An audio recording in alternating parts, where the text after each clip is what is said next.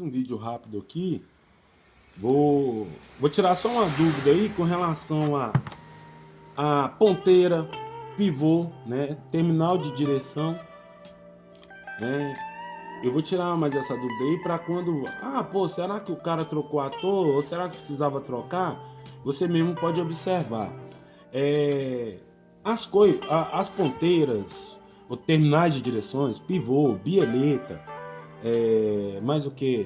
Qualquer tipo de articulação que trabalha com aquele famoso sistema de olho mágico, né?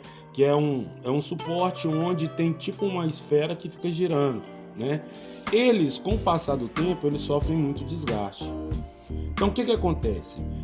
Aqui dentro ele trabalha com um tipo de graxa, pode ser a graxa grafitada, alguma coisa do tipo, que ela é resistente à água.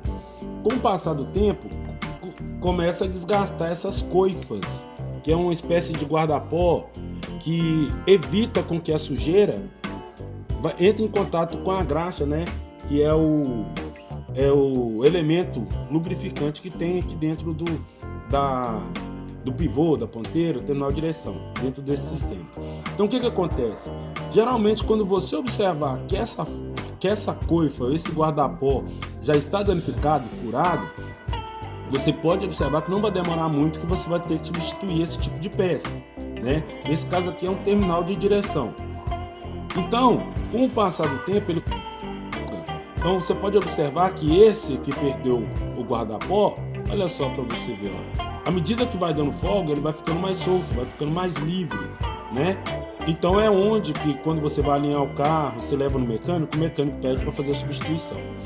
Esse outro sistema que ainda está com a proteção, que no caso é o guarda-pó, pode observar, ó, ele é mais duro. Por quê? Porque ele tem um desgaste menor, porque não teve contato com elementos externos, água, poeira, né? E esse mesmo sistema ainda serve para fazer com que o lubrificante fique contido dentro da peça. Então, geralmente, na hora que for substituir, confira direitinho, pede o mecânico para ver.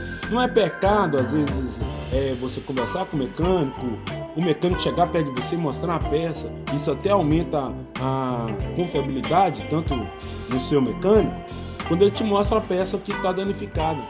Porque, infelizmente, acontece em situações de substituir uma peça que está, em condição de uso, né? Então, fica aí mais uma dica aí, ó.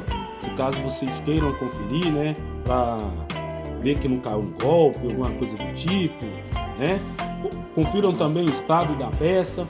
Na hora que você fez o mecânico pediu para fazer a substituição, aí você já observa se a peça já está com algum sinal de sujeira, se a peça está limpa, né? Fica mais uma dica. Vamos lá, brigadão.